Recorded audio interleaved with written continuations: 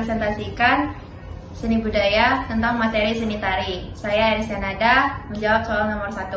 Saya Sherul Zafahar Nisa menjawab soal nomor 2. Saya Sherly Kirana Putri menjawab soal nomor 3. Saya Nisa Nur Salsabila menjawab nomor 4. Saya Jodoh Kristian Awal menjawab soal nomor 5. Jadi saya di sini akan menjelaskan tentang materi yang pertama, yaitu konsep seni tari. Jadi konsep seni tari itu sebuah kerangka dalam seni tari yang menjelaskan beberapa pembentukan sebuah karya tari. Tersusun atas ide gagasan, judul, tema, gerakan, pola lantai, tata rias, tata busana, properti, ataupun musik iringan. Lalu yang kedua, ada unsur-unsur dalam tari. Yang pertama itu wiraga. Jadi wiraga itu gerakan tari yang disampaikan oleh gerakan tubuh. Lalu yang kedua itu ada wirama. Wirama itu gerakan tari yang disampaikan dengan iringan sebuah musik atau lagu. Lalu yang ketiga ada wirasa. Wirasa itu gerakan tari yang menyampaikan tentang ekspresi wajah atau perasaan dari seorang penari. Lalu berikutnya ada fungsi konsep seni tari. Yang pertama itu dapat dibedakan menjadi 4 sebagai sarana upacara, sarana pendidikan, sarana hiburan, dan sarana pertunjukan. Lalu yang ketiga ada pola lantai. Pola lantai adalah gerak tari untuk membentuk sebuah formasi dalam tari. Misalnya ada formasi lingkaran, melengkung, vertikal, diagonal, dan horizontal. Penjelasan dari saya, terima kasih.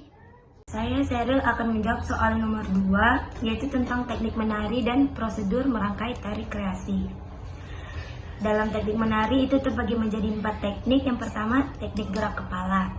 Teknik gerak kepala ini seperti seorang penari yang menundukkan kepalanya dan menggerakkan kepalanya seperti angka 8. Lalu ada teknik gerakan tangan, itu seperti melambaikan tangan atau mengayun tangan ke atas. Yang ketiga itu ada teknik gerak badan. Gerak badan ini seperti penari berjalan atau berlari. Lalu ada teknik gerakan kaki seperti berjinjit. Lalu yang kedua itu ada prosedur dalam merangkai tari kreasi. Yang pertama kita harus menentukan temanya dahulu. Temanya bisa kita cari melalui internet ataupun buku-buku untuk meluas wawasan dalam mencari temanya. Lalu kita masuk ke eksplorasi gerakan atau mencari gerakan untuk menyesuaikan dengan tema. Lalu kita akan membuat strukturnya, dan setelah jadi kita akan masuk ke tahap latihan. Setelah melatih gerakan, kita akan masuk ke tahap penyempurnaan, yaitu dengan menambahkan berbagai properti dan pementasan. Terima kasih. Saya Sherly akan menjawab soal nomor 3, yaitu soalnya bentuk tari dan juga nilai estetis tari kreasi. Bentuk tari yang pertama ada tari tunggal. Tari tunggal itu terdiri dari satu orang dan tidak mempunyai pasangan. Tari berpasangan itu biasanya terdiri dari 2 orang. Tari kelompok itu biasa terdiri dari 4 atau juga bisa lebih. Nilai estetis tari kreasi adalah keharmonisan dan keselarasan antara gerak dan ritme, tema alur cerita, rias dan busana, khususnya antara gerak dan irama musiknya. Sekian dari saya, terima kasih. Saya Nisa akan menjelaskan soal nomor 4. Yang pertama itu ada konsep apresiasi seni tari. Seni yang terdiri dari 3 hal, yaitu menilai suatu keindahan, pengalaman, estetis, dan maknanya, memahami dan menghargai, serta menghayati karya sehingga merasa senang. Yang kedua itu fungsi. Yang pertama ada fungsi edukatif, terus fungsi reaktif, fungsi estetis, dan fungsi kultural. Fungsi edukatif itu adalah fungsi untuk mengedukasi atau memberi pengetahuan.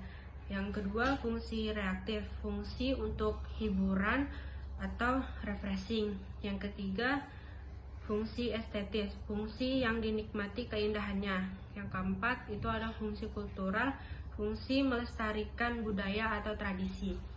Terus berikutnya ada tujuan. Tujuannya untuk memberikan penghargaan, penikmatan, penilaian terhadap seni tari tersebut. Terus ada lagi tahapan mengapresiasi. Tahapannya yaitu pengenalan awal atau deskripsi, pemahaman, interpretasi atau penghayatan, dan evaluasi atau penilaian. Sekian yang saya jelaskan. Terima kasih. Baiklah, saya akan menjelaskan soal nomor 5 yang menjelaskan bahwa perbedaan dan persamaan dari makna tari, simbol tari, dan nilai estetis. Pertama, saya akan menjelaskan makna tari dari tari kana topeng dan tari kembang kedok. Persamaan dari tari tersebut adalah mengandung nilai-nilai filosofis, religius, dan sosial budaya. Perbedaannya adalah makna yang disampaikan bisa berbeda, tergantung pada daerah ada dan sejarah tarian. Lanjut ke simbol tari. Persamaan dari tari-tari tersebut menggunakan simbol yang berkaitan dengan alam mitologi, ritual, dan lain-lain. Perbedaannya adalah simbol yang digunakan bisa berbeda, bisa berupa kostum dan gerakan. Dan yang terakhir adalah nilai estetis. Persamaannya adalah memiliki nilai keindahan estetika yang tinggi, dan perbedaannya adalah bisa berbeda tergantung tariannya dan gerakan serta kostumnya. Sekian dari saya, terima kasih. Sekian presentasi kami hari ini. Mohon maaf bila ada salah kata.